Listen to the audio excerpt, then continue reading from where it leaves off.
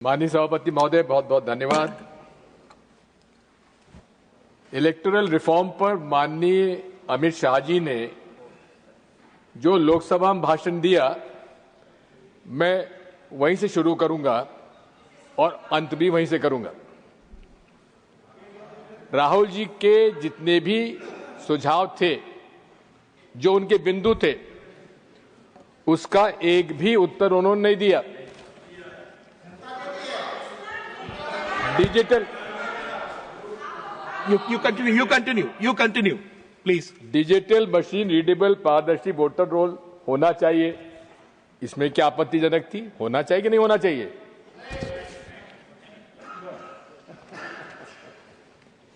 EVM के architecture की अब ट्रांसपेरेंट ऑडिट होना चाहिए, इसमें क्या आपत्ति है? कोई जवाब नहीं। बीजेपी नेताओं और कार्यकर्ताओं के कई राज्यों में वोट रखने और करने पर कोई जवाब नहीं।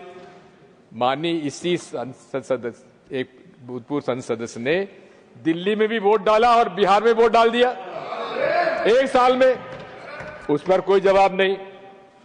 सीजेआई के चयन प्रक्रिया के बारे में कोई जवाब नहीं। इलेक्शन कमीशन के मेंबर्स की इम्यूनिटी के उस बिंदु पर कोई जवाब नहीं। सीसीटीवी फुटेज न देने के बहाना भी मना लिया, उस पर कोई जवाब नहीं। और आखिर में उन्होंने कहा कि मैंने रात को भाषण देने के पहले एक रात को मैंने माननीय चुनाव आयोग से पूछा, तुम्हारे पास कोई सुझाव आया कि नहीं आया?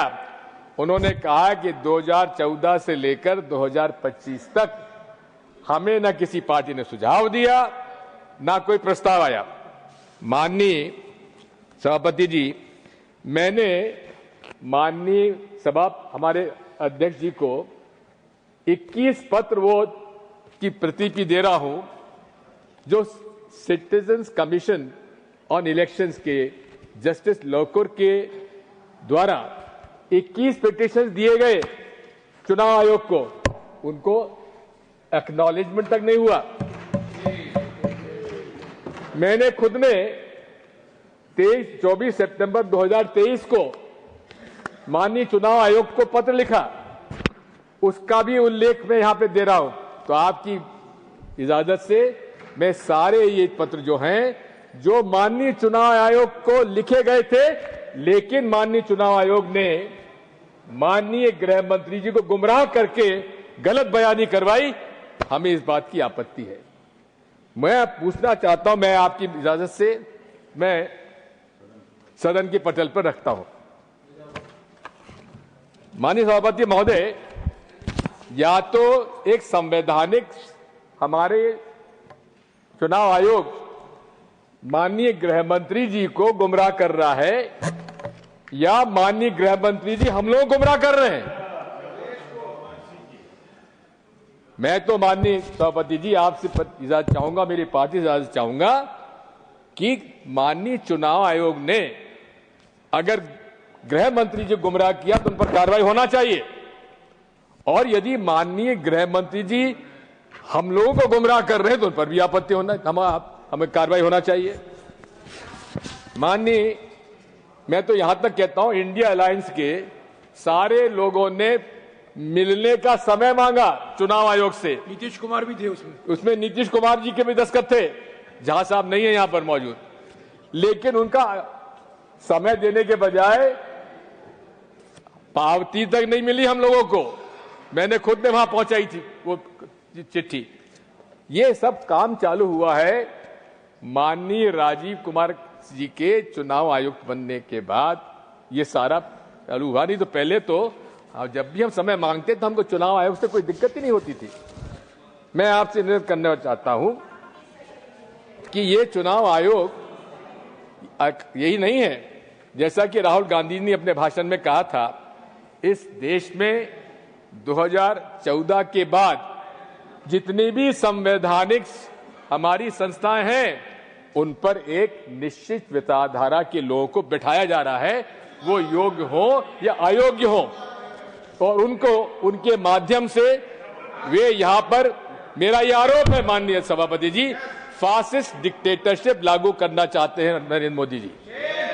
और ये उदाहरण है, हिटलर भी चुनाव जीत के आए थे, मुसोलिनी भी चुनाव जीत के आए थे, लेकिन अंत में सारे संवैधानिक संस्थाओं पर कब्जा कर कर उन्होंने फासिस्ट डिक्टेटरशिप कायम की।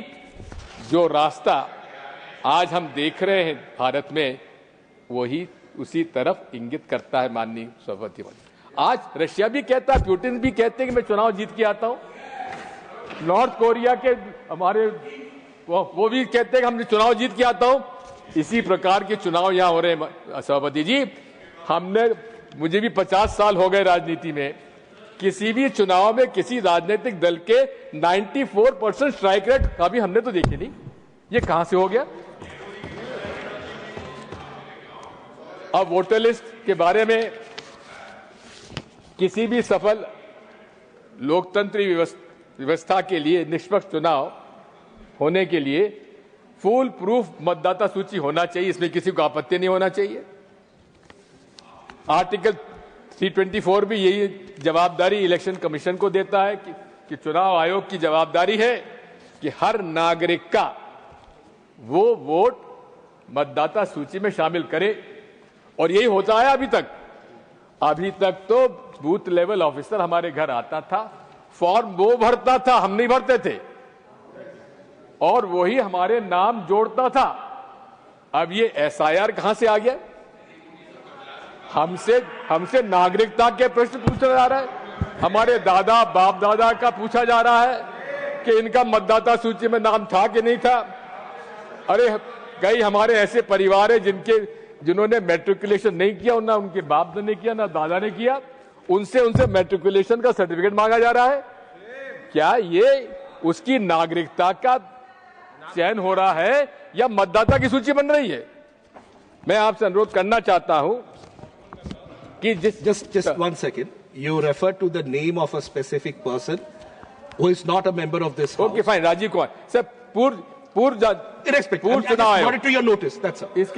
इनके पहले के पूर्व के चुनाव आयोग एक्सेप्टेड सर। समरी रिवीजन का जो इशू है, ये भी मैं समझता हूं इसकी आवश्यकता नहीं है। जब हर साल माननीय चुनाव आयोग एक साल में 4 बार समरी रिवीजन करता है, तो फिर एसआईआर की आवश्यकता क्या है? मैं आपसे निवेदन करना चाहता हूं, अब ये एसआईआर का निर्णय भी किसने लिया ये भी मालूम नहीं है। इसके 2 आरटीआई लगे। आरटीआई एक्ट के अंतर्गत 30951, 30952। अंजलि भारद्वाज हमारा एक सिविल सोसाइटी एक्टिविस्ट है, उन्होंने आरटीआई लगाए। एक आरटीआई लगाया कि भाई 2025 का एसआईआर पूरे प्रांतों में करा जा रहा है, उसका कोई फाइल पर आदेश हुआ है कि नहीं हुआ है। लेकिन उसका जवाब क्या आया सीपीओ का, उनका जो अफसर होते हैं इलेक्शन कमीशन के, कि इस प्रकार का कोई हमारे पास फाइल पर आदेश नहीं है एसआईआर 2025 कराने का। फिर उनका दूसरा था, आपने बिहार में एसआईआर कराने का निर्णय जब लिया तो क्या उसमें आपने कोई इसमें आदेश किया है? फाइल पर कोई आदेश नहीं हुआ। मैं निवेदन करना चाहता हूं कि अब वोट चोरी की बात है, वोट चोरी की बात सामने है, चारों तरफ हमको देख ही रहे। कर्नाटक, हरियाणा, महाराष्ट्र में अनेक प्रमाण राहुल गांधी जी ने दिए। अब ये भी एक चिंता का विषय है कि एक व्यक्ति के 3-3, 4-4 जगह 25-25, 50-50 जगह नाम जुड़े हुए हैं। बड़ी आसानी से डुप्लीकेशन सॉफ्टवेयर के उपयोग से आप 1 मिनट में सारे नाम पता लगा ले। लेकिन जब ये बात सामने आई तो माननीय चुनाव आयोग को संज्ञान में लेने के बजाय उन्होंने डुप्लीकेशन सॉफ्टवेयर का उपयोग करना ही बंद कर दिया।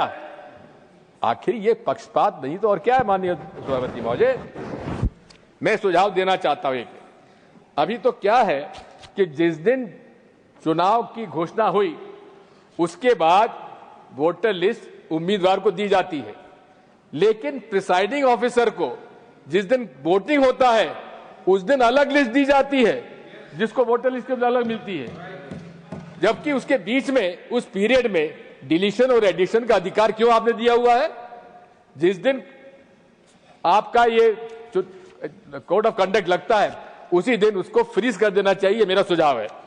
Model of code of conduct काहे के लिए करते हैं आप? Model of code of conduct का हर पहलू पर आप पक्षपात कर रहे हैं। अब आप बताइए, नरेंद्र मोदी जी, उनका नाम तो मैं ले सकता हूं ना, प्रधानमंत्री जी, कर्नाटक में वोट का कहते हैं, कर्नाटक के मतदाता भाइयों और बहनों, बजरंगबली का नाम लो और भाजपा को बटन दबा दो। ये model of code of conduct में पूरी सब आता है कि नहीं आता है? आप बताइए। दूसरा, हर भाषण में मुसलमान, शमशान, कब्रिस्तान, हिंदुस्तान, पाकिस्तान, क्या मॉडल कोड कंडक्ट में नहीं आता? क्या सेक्शन 123, 125 रिप्रेजेंटेटिव पीपल एक्ट का उल्लंघन नहीं है? पुलवामा के शहीदों से, युवकों से वोट मांग रहे हैं राजस्थान में और उनको नोटिस तक नहीं दिया गया। ये क्या पक्षपात नहीं है? अब पक्षपात दल बदल हुआ महाराष्ट्र में। सामान्य तौर पर जब भी पार्टी का विभाजन होता है तो उस पार्टी के सिंबल को फ्रीज कर दिया जाता है, लेकिन वहां पर शिवसेना का चुनाव चिन्ह शिंदे जी को दे दिया और एनसीपी का चुनाव चिन्ह अजीत पवार साहब को दे दिया। क्या ये पक्षपात नहीं है? आखिर ये अशोक लवासा ने एक डिसेंट नोट लगाया, उनके खिलाफ छापे पड़ गए, उनको इस्तीफा देना पड़ा। इसी प्रकार से जैसा पूर्व वक्ताओं ने कहा है, मेरा आपसे अनुरोध है कि ये डायरेक्ट कैश बेनिफिट ट्रांसफर की योजना के बारे में थोड़ा विचार करना चाहिए। दौरान चुनाव के तेलंगाना, तमिलनाडु में तो चुनाव आयोग ने रोक दिए, लेकिन बिहार में उन्होंने तो यहां तक भी इस बार इतने लोगों को 10 लाख, इतने 10 लाख, इतने लोगों को इस तरह से बांटा है हर वोटिंग के दिन तक। इसमें पूरा इस तरह से एंटी डिफेक्शन लॉ, अरे हमारे विधायकों को तोड़ तोड़कर उन्होंने सरकारें बना ली, एंटी डिफेक्शन लॉ लागू नहीं हुआ। मेरा सुझाव माननीय सभापति जी, जो पार्टी से डिफेक्ट करके जाता है उसको 6 साल तक के लिए चुनाव लड़ने से बाध्य की उसको रोका जाए। मैं रजिस्ट्रेशन ऑफ पॉलिटिकल पार्टीज की भी बात करता हूं। अनरिकॉग्नाइज्ड पार्टीज 2763 है। क्या मजाक बना रखा है? इसको कठोरता से काम करना चाहिए, इसको नहीं रिकॉग्निशन का। मनी पावर, अब मनी पावर का तो हद हो गई है। आप जिस प्रकार से मनी पावर का उपयोग हो रहा है, हम पर झूठ पे वो बात करने की हमको बाध्यता कर पड़ता है। कौन से लोकसभा चुनाव 70 लाख में पूरा हो जाता है? हर मत, जहां तक कि नरेंद्र मोदी जी, अमित शाह जी को भी झूठा प्रमाण पत्र देना पड़ता है कि उनका चुनाव खर्च केवल 70 लाख रुपए में हुआ है। इस पर जो सीलिंग है उसको हटाया जाना चाहिए। मैं तो ये भी कहता हूं कि इस पर सुपर रिच पर टैक्स लगाए जाने की आवश्यकता है और नेशनल इलेक्शन फंड की जरूरत है, जिसका कि बंटवारा जितना परसेंटेज ऑफ वोट जिसके पास आया उसके हिसाब से वितरण कर दिया जाना चाहिए। माननीय ईवीएम के बारे में मैं शुरू से कहता आया हूं और आपसे मैं कहना चाहता हूं कि मैं बैलेट पेपर के पक्ष में हूं, लेकिन साथ में अगर बैलेट पेपर से इतना ही विरोध है और ईवीएम से माननीय नरेंद्र मोदी जी को इतना ही प्रेम है, तो मेरा एक ही निवेदन है कि आप वीवीपैट की स्लिप और ये हमारे तत्कालीन चीफ जस्टिस ऑफ इंडिया का जो voter verifiable paper audit trail की बात है, उसमें उनका निर्णय था कि it is to be to the satisfaction of the voter. अब आप हमको 7 सेकंड के लिए दिखाते हैं, कोई लोग देख पाते हैं, कोई लोग नहीं देख पाते हैं। अरे उस वीवीपैट स्लिप को आप डब्बे में गिराते हैं, अरे हमारे हाथ में दे दीजिए, हम हाथ में उसको फोल्ड करके डब्बे में डाल देंगे, उसकी काउंटिंग होना चाहिए। इसमें क्या आपत्ति होना चाहिए? नीतीश कुमार जी ने खुद ने मांगा है इसको। इसी के साथ साथ आप 100% काउंटिंग होना चाहिए। गलत बात कहते हैं कि इसमें बहुत समय लगेगा, बिल्कुल समय नहीं लगेगा। मैंने तो माननीय सभापति जी स्टॉप वॉच से देखा है कि एक जो आखिरी 5 वोट जो बूथ पर काउंटिंग होता है, स्ट्रांग रूम से निकल के काउंटिंग टेबल और काउंटिंग टेबल स्ट्रांग जाने में 47 मिनट लगते हैं। अगर आप ये कहां लिखा हुआ कि 15 टेबल की काउंटिंग होना चाहिए, 50 टेबल कर दीजिए। आप 7 राउंड के अंदर सारा पूरा हो जाएगा, 7 घंटे के अंदर पूरी आपकी काउंटिंग पूरा हो जाएगा। माननीय सभापति महोदय, 1 नेशन 1 इलेक्शन, ये हमारे फेडरल स्ट्रक्चर का अपमान है। ये भारत विविधता में एकता, ये भारत की शक्ति है और वन नेशन वन इलेक्शन से आप उसको तबाह करने जा रहे हैं और ये फासिस्ट डिक्टेटरशिप का एक रास्ता खोल रहे हैं। मैं डिलिमिटेशन के बारे में भी कहना चाहता हूं। उत्तर भारत और दक्षिण भारत के जो जनसंख्या अनुपात में फर्क है उस पर हमको उसके आधार पर नहीं होना चाहिए। डिलिमिटेशन जनसंख्या के आधार पर नहीं होना चाहिए।